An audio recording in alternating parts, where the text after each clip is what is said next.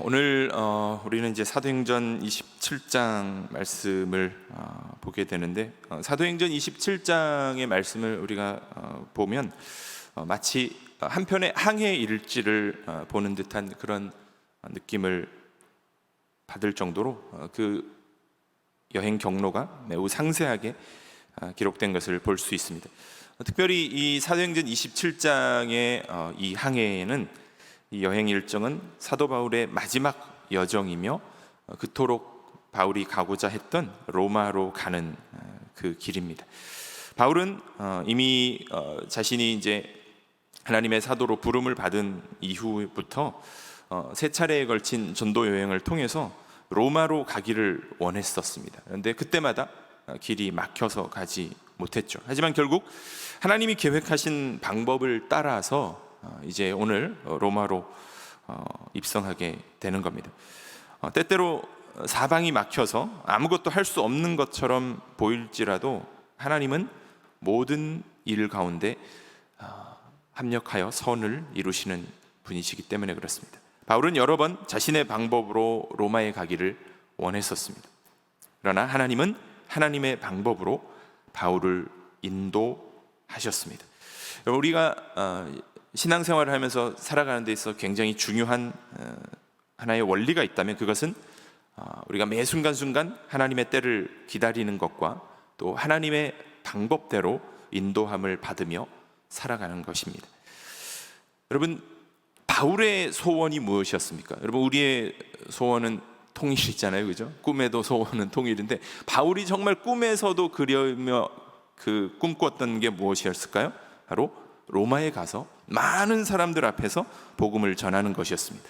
사도행전 21장에 보면 이 로마로 가고자 했던 바울에게 성령께서 나타나셔서 뭐라고 얘기를 합니까? 예루살렘으로 가라, 이렇게 말씀하시는 장면이 나옵니다. 그래서 바울은 로마로 가는 것을 포기하고 말씀을 따라서 이제 예루살렘으로 들어가기로 이제 결심을 하는 거죠.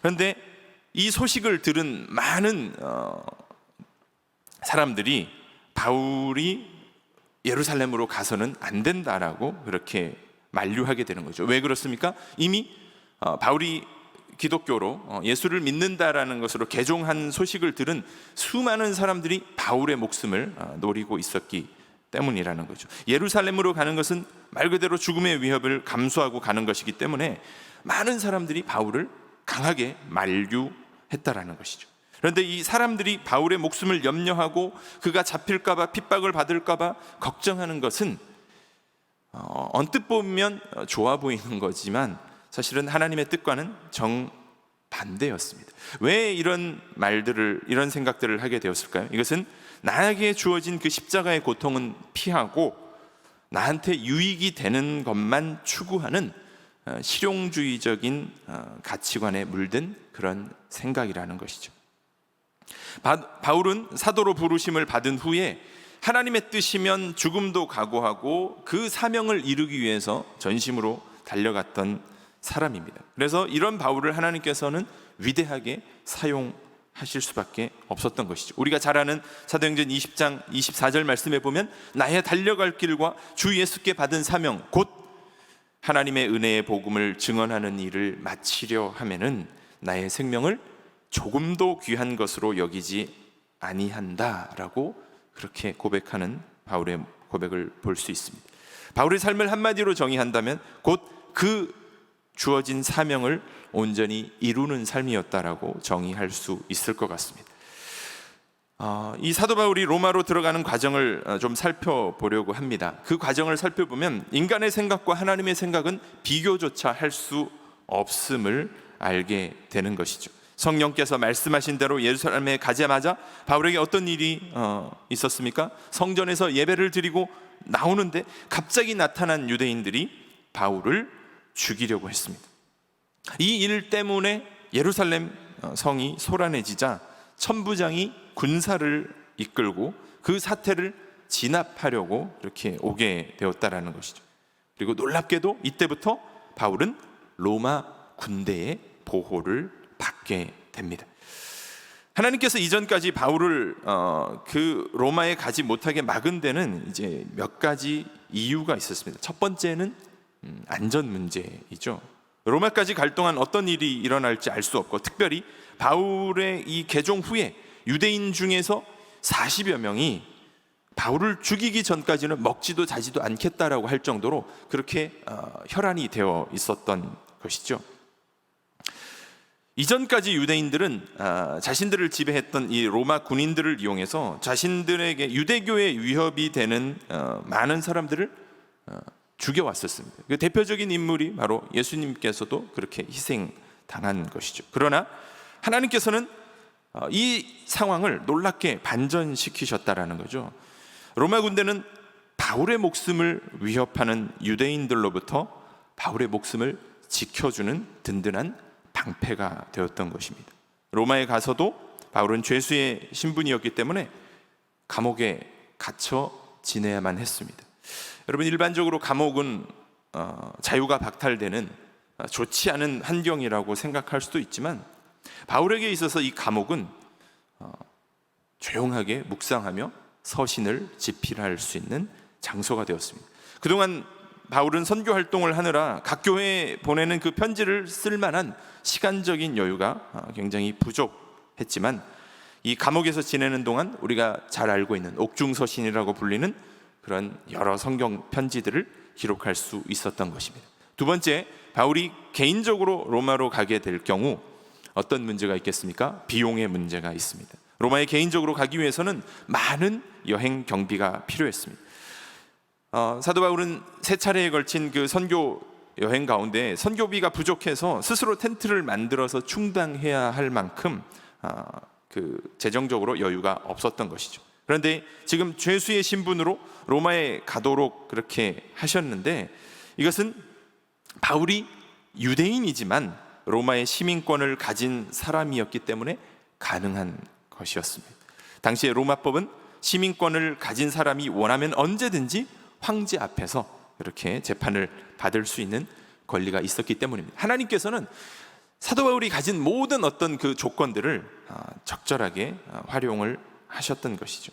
바울은 이미 여러 번의 재판을 통해서 죄가 없이 자유의 몸이 될 수 있었지만 스스로 황제 앞에 가서 재판을 받기를 원했던 것입니다. 그래서 바울이 죄수의 신분으로 로마에 가게 된 이유인 것입니다. 그리고 지금까지 가지고 있었던 개인적으로 가면 문제가 되었던 그런 장애물들이 자동적으로 해결이 된 것입니다. 군인들의 보호를 받으면서 안전하게 로마에 입성하게 되었고, 무려 로마의 경비로, 여행 경비를 무료로 그렇게 갈 수 있었던 것입니다. 마지막으로 한 가지가 더 있는데요, 만약 바울이 자신의 방법으로 로마에 가게 되었다면 스스로가 황제 앞에서 복음을 전하는 것은 상상조차 할 수 없었던 일이라는 겁니다. 그러나 하나님께서는 하나님의 때가 되어서 하나님의 방법으로 바울을 로마에 입성했을 때 황제뿐만 아니라 로마에서 가장 힘 있는 사람들을 원로원에다 모아놓고 그 자리에서 재판을 받으며 바울이 변론하며 복음을 전하게 하셨던 것입니다. 여러분, 우리가 인간적인 방법과 생각으로 하는 것보다 하나님의 때에 하나님의 방법으로 가는 것이 훨씬 더 자연스럽고 극적이라는 것입니다. 그래서 우리가 하는 모든 일 가운데 하나님의 허락하는 그 때를 찾는 것이 굉장히 중요하다라는 것이죠. 여러분, 우리가 이 사실을 알게 되면 하나님 나라의 좋은 훌륭한 동역자가 될 수 있다라는 것입니다.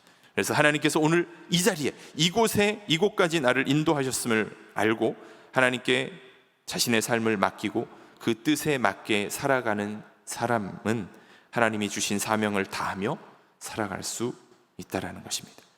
이제 오늘 말씀으로 들어가겠습니다. 하나님께서 로마 선교를 오늘 로마행 배 위에서 276명의 생명을 구원함으로 시작하셨습니다. 오늘 지도를 잠깐 보도록 하겠습니다. 이게 그냥 뭐 말로만 봐서는 좀 잘 이해가 안 되는데 잘 보이시나요? 예, 여기 이게 안 보이는군요. 여기 이쪽 밑에가 이제 예루살렘입니다. 예, 포인터로 하는데 잘 안 보이네요.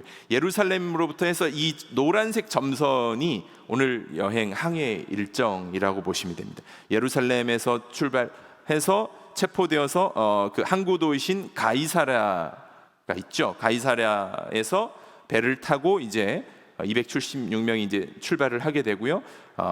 저기 위에 가면 시돈이라는 곳이 있습니다. 오늘날 이제 레바논 남부 항구 도시인데요. 시돈을 거쳐서 어디로 갑니까? 저기 이제 이쪽이 이제 예루살렘으로부터 위로 쭉 올라가면 이스라엘에서 이제 터키 지역으로 가게 되고요. 거기에서 루기아라는 곳 무라항에 이제 정착을 하게 되고, 그리고 미항이라는 곳에 가게 됩니다. 여기 이제 크레타 섬이 있고요. 그 밑에 여기쯤이 바로 이제 미항이라는 곳입니다. 미항에서 사도 바울이 하나의 조언을 하게 되는 것입니다. 10절 말씀을 한번 읽어보도록 하겠습니다. 10절 말씀입니다. 말하되 여러분이여 내가 보니 이번 항해가 하물과 배만 아니라 우리 생명에도 타격과 많은 손해를 끼치리라 하되, 이 미항이라는 곳에서 사도 바울이 보니까 이번 항해가 더 여기에서 가다가는 굉장히 위험한 상황에 처할 수 있게 된 것을 보게 된 것입니다. 이 금식하는 절기가 끝났다라는 건 이제 그 늦가을, 한 9월에서 10월 정도로 이렇게 예상을 하는데요. 이 늦가을에 지중해의 역풍을 무릅쓰고 항해를 하는 것은 매우 위험한 것을 알고 있었기 때문에 그렇게 이야기를 하는 겁니다. 그리고 미항에서 시간이 걸리더라도 여기에서 겨울을 보내야 한다라고 그렇게 조언을 한 것입니다. 이미 사도 바울은 3차례에 걸친 선교 여행을 통해서 굉장히 많은 항해 경험을 가지고 있습니다. 그리고 특별히 3번이나 배가 파선하는 경험을 가지고 있었던 것이죠. 그런데 바울의 신분은 무엇입니까? 지금 재판받으러 가는 죄수였던 것이죠. 이 배의 총책임관이었던 백부장 율리오가 생각하기에 이 바울의 충고가 그다지 귀에 들어오지 않습니다. 오히려 선장과 그 선원들의 말을 더 믿게 된 것이죠. 왜 그렇습니까? 바다에 대한 경험과 지식이 더 뛰어난 뱃사람이라고 생각했기 때문에 그 생각이 어떻게 보면 자연스럽다라고 할 수 있는 것이죠. 그런데 여러분, 이 당시 1세기 당시에 항해에서 중요한 것이 무엇일까요? 뛰어난 항해 기술이 아니라 그냥 감으로 가는 겁니다. 마치 도박을 하는 것처럼 감각과 운에 맡긴 채 항해하는 것이 전부였다라는 것이죠. 여러분, 지금도 많은 사람들은 이런 생각을 하면서 이렇게 살아가고 있습니다. 하나님의 말씀을 따르지 않고 살아가는 사람들은 뭘 의지할 수밖에 없습니까? 반드시 자신의 경험과 지식을 절대적이라고 생각하고 그렇게 살아갈 수밖에 없다는 것이죠. 그러나 바울은 어떻게 하고 있습니까? 성령께서 주시는 영감에 의해서 충고를 하고 있는 것입니다. 마치 예수님께서 어부는 아니었지만 어부 이상으로 정확한 판단을 내리셨던 것 같이 바울 역시도 백부장에게 어떤 정확한 판단을 내렸던 것입니다.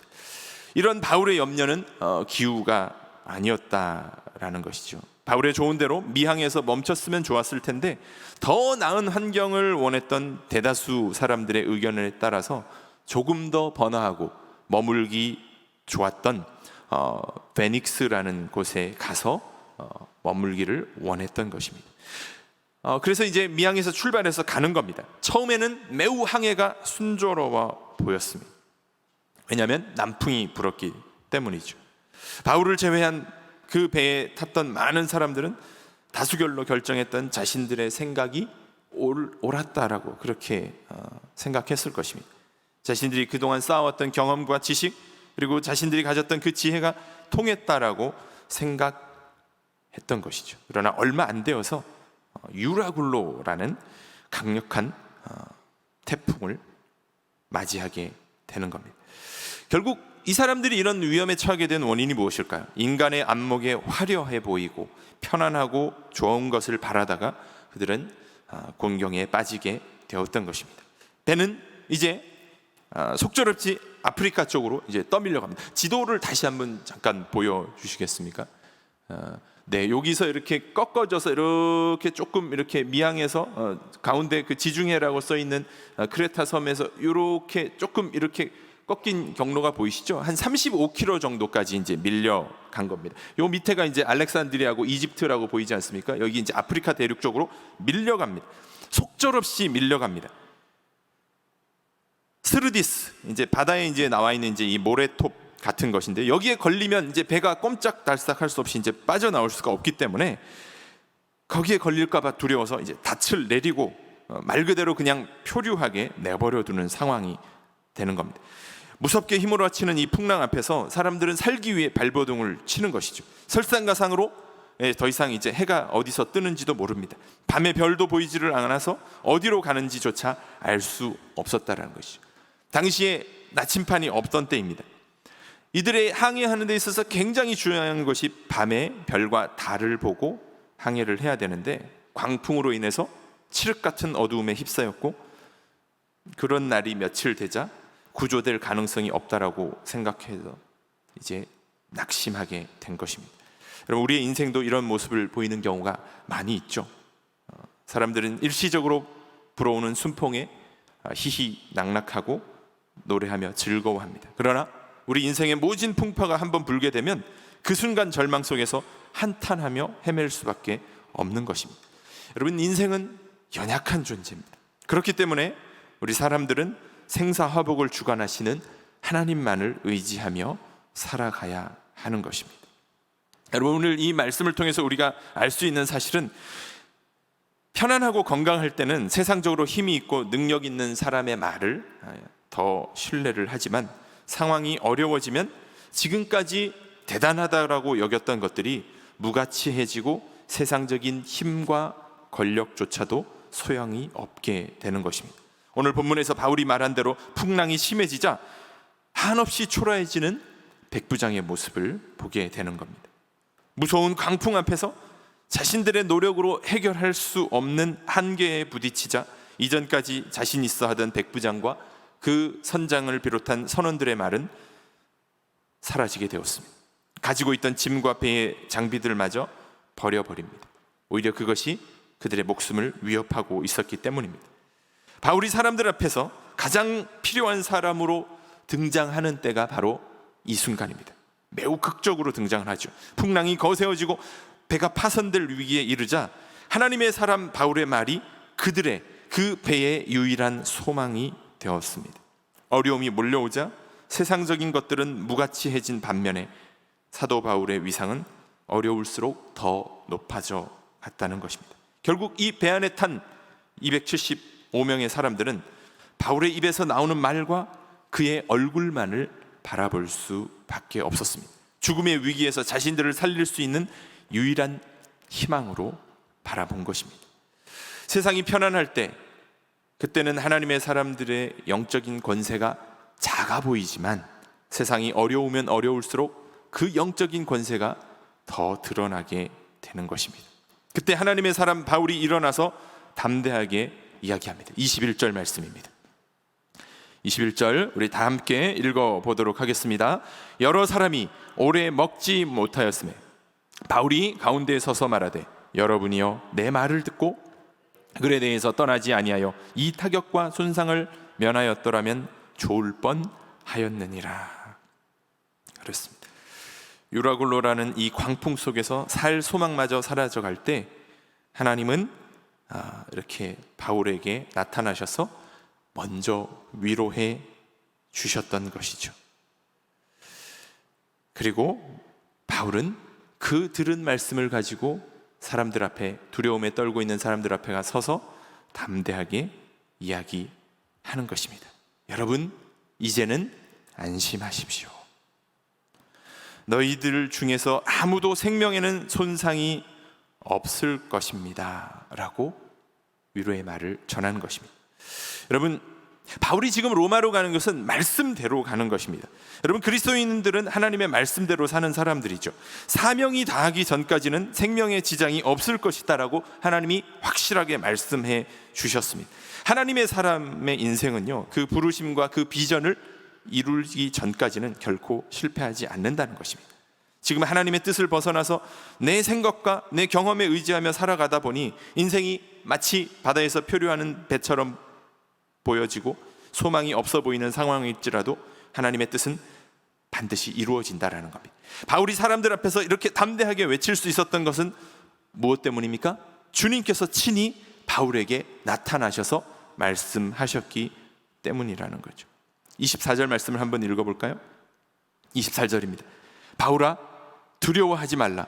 네가 가이사 앞에 서야 하겠고 또 하나님께서 너와 함께 항해하는 자를 다 내게 주셨다 하였니. 아멘.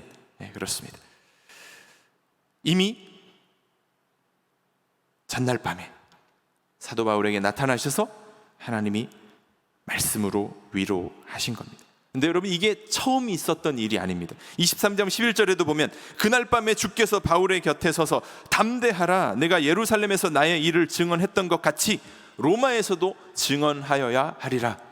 아멘. 그렇습니다. 근데 여러분도 놀랍게도 사도행전에서 바울이 로마에 가야 한다라는 약속이, 하나님의 약속이 무려 4차례 기록되어 있습니다. 19장과 23장과 25장과 그리고 오늘 본문에 나와 있는 겁니다.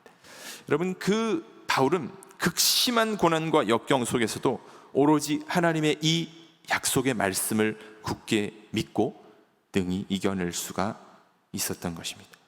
여러분, 오늘 말씀을 보면 비슷한 상황에 처해 있던 한 사건이 떠오르시죠. 요나서에 보면 요나도 배를 타고 가다가 광풍을 만나게 된 것을 보게 됩니다.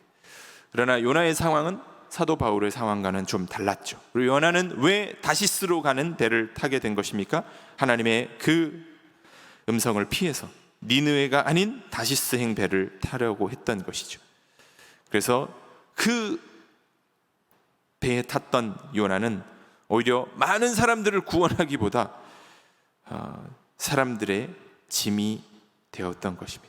그러나 하나님의 사람 바울은 많은 사람의 생명을 구원하게 된 것입니다. 모든 사람들이 두려움에 떨고 있을 때 하나님의 사람 바울만이 담대하게 일어서서 외치는 겁니다. 안심하십시오. 배가 파손될지언정 여러분들의 생명에는 전혀 지장이 없을 것입니다. 놀라운 말씀이 기록되어 있는데요. 뭐라고 얘기를 합니까? 하나님께서 너와 함께 항해하는 자를 다 내게 주셨다라는 그 말씀입니다. 이 말씀의 뜻이 무엇입니까? 하나님께서 바로 이 유라굴로라는 광풍을 일으키신 의도인 것입니다. 지금 바울과 함께 배에 타고 있는 이 275명, 이 사람들을 하나님께서 바울에게 주신 영혼들이고 그들을 향한 하나님의 구원 계획이 있다라는 것입니다. 여러분, 여기에서 내게 주셨다라는 단어가 굉장히 중요한 단어입니다. 이것은 헬라어 단어로 하면요, 카리스타입니다. 이 단어의 원형이 되는 카리스는 우리가 한두 번 들어봤을 것 같은데 이것이 바로 은혜라는 뜻입니다. 이것은 다른 말로 하면 하나님께서 바울과 그 배에 승선한 사람들을 구원하기 위해서 지금 하늘의 은혜를 부어서 특별히 구별해서 세운 사람들이라는 그런 의미입니다. 특별히 이 단어는 신적인 수동태 형태로 기록이 되어 있는데요, 이것은 하나님이 주관하시는 하늘에서 내리는 구원의 선물이라는 뜻을 가지고 있습니다.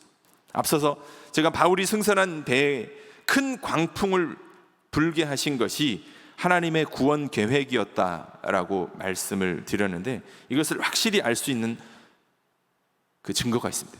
그것이 바로 무엇일까요? 바로 유라굴로라는 단어입니다. 이 단어는요, 신약 성경에서 유일하게 사용된 헬라어와 라틴어의 합성어입니다. 동풍을 뜻하는 헬라어 단어 유로스와 북동풍을 뜻하는 아킬로라는 그 라틴어의 합성어인 거죠. 처음으로 하나님께서 의도적으로 이 단어를 사용하셨다. 왜 이 단어를 굳이 사용하셨을까요? 그 당시에 폭풍을 뜻하는 많은 단어들이 있었을 터인데도 왜 이 단어를 사용하셨을까요? 이것은 바로 하나의 사인이 되는 겁니다. 처음부터 마지막까지 이 모든 과정은 하나님께서 직접 개입해서 이끌어 가시는 사건임을 보여주는 그런 암시적인 단어라는 것입니다. 25절에 바울의 놀라운 신앙 고백이 나와 있습니다. 함께 읽어보겠습니다. 25절 말씀입니다. 그러므로 여러분이여 안심하라. 나는 내게 말씀하신 그대로 되리라고 하나님을 믿노라. 놀라운 믿음의 고백이죠. 바울이 이 말을 하는 중에도 여전히 유라굴로 풍랑이 극심할 때입니다. 주위를 둘러봐도 상황이 나아진 것은 전혀 없었습니다. 그러나 바울은 자신에게 나타나서 말씀하신 주님의 말씀을 믿었습니다. 그리고 그 믿음 말씀을 많은 사람들 앞에서 담대히 선포하고 있는 겁니다. 여러분, 히브리어에서 이 하나님의 명령이 등장하는 곳이 굉장히 성경에 많습니다. 이것은 바로 순종을 전제로 약속하신 말씀인 것입니다. 하나님께서 약속하신 순간부터 효력이 나타나는 것이 아니죠. 우리가 그 약속의 말씀을 믿고 순종할 때 기적이 일어나게 되는 겁니다. 밭에 뿌린 그 좋은 밭에 뿌린 그 씨앗 비유가 있죠. 마태복음 13장에도 등장을 하고 있는데 30배, 60배, 100배 결실을 맺으려면 어떻게 해야 됩니까? 씨가 좋아야 되고 밭이 좋아야 되고 이런 차원이 아니고요. 그 옥토에 떨어진 밭에 떨어진 씨가 효력을 맺으려면 그 떨어진 말씀을 가지고 고민하고 삶 가운데서 실천하고 순종할 때 결실을 맺게 된다라는 겁니다. 여러분, 결국 우리의 신앙이라는 것은 하나님의 약속의 말씀을 믿는 것입니다. 그리고 그 말씀대로 될 것을 믿고 순종하는 가운데 하나님은 역사하시는 거죠. 성경 말씀은 하나님이 이 하신 말씀이 어떻게 이루어지는지를 우리에게 보여주는 책이라고 해도 과언은 아닐 것입니다. 성경에 자주 등장하는 표현, 그것이 무엇일까요? 말씀대로 이루어졌다라는 표현입니다. 말씀하신 대로. 그래서 오늘 제목의 말씀이 말씀하신 대로입니다. 이 말씀하신 대로 이루어졌다라는 것의 그 결정, 정수는 무엇입니까? 말씀이 육신이 되어 우리 가운데 오신 예수님의 성육신 사건입니다. 구약에서 예언한 말씀이 바로 그것입니다. 그 말씀하신 대로 말씀 자체이신 예수님께서 우리 가운데 오셨다라는 것이 놀라운 사건이고요. 그리고 그 말씀 그 자체였던 예수님께서 그가 말씀하시던 대로 어떻게 합니까? 공생의 사역을 마치시고 십자가에 달려 돌아가셨지만 말씀하신 대로 살아나신 부활 사건인 것이죠. 또한 성령으로 잉태한 마리아에게 천사가 나타나서 하나님의 뜻을 전하자 마리아는 너무 두려웠지만 저는 주의 종입니다 라고 하면서 어떤 고백을 합니까? 말씀하신 대로 저에게 이루어지기를 바랍니다 라는 놀라운 그 믿음의 고백 위에 마리아는 예수님의 어머니가 될 수 있었던 것입니다. 오늘 바울과 함께 배에 탔던 사람들은 실제로 죽은 목숨과 다름이 없었습니다. 하지만 이방인들을 구원하기 위한 하나님의 섭리에 의해 그들은 목숨을 건지게 되었던 것입니다. 바울은 큰 폭풍에 시달려서 구원의 여망을 잃은 자들에게 결정적인 그 기회를 포착해서 복음을 증거함으로 소망의 빛을 주었던 것입니다. 바다와 바람을 지으시고 자연을 지배하시는 창조주 하나님을 소개했던 것입니다. 하나님께서 구원하시리라는 이 위로의 메시지를 전해 주었던 것입니다. 여러분, 하나님의 말씀은 반드시 이루어집니다. 바라기는 들은 말씀대로 이루어질 것을 믿고 여러분들 삶에서 그 말씀을 순종함으로 놀라운 하나님의 역사를 체험하고 증거하시는 저와 여러분들의 삶이 되기를 주의 이름으로 간절히 축원드립니다. 기도하겠습니다. 하나님, 오늘 폭풍우 속에서도 담대하게 주님께서 전해주셨던 그 말씀을 전함으로 많은 사람들을 안심시키고 위로했고 또 그들에게 구원의 소망을 주었던 것처럼 하나님, 우리도 그 들은 말씀대로 이루어질 것을 믿고 순종함으로 하나님의 놀라운 역사를 체험하는 그런 신앙인들이 될 수 있도록 저희들을 인도하여 주시옵소서. 감사합니다. 예수님의 이름으로 기도합니다. 아멘.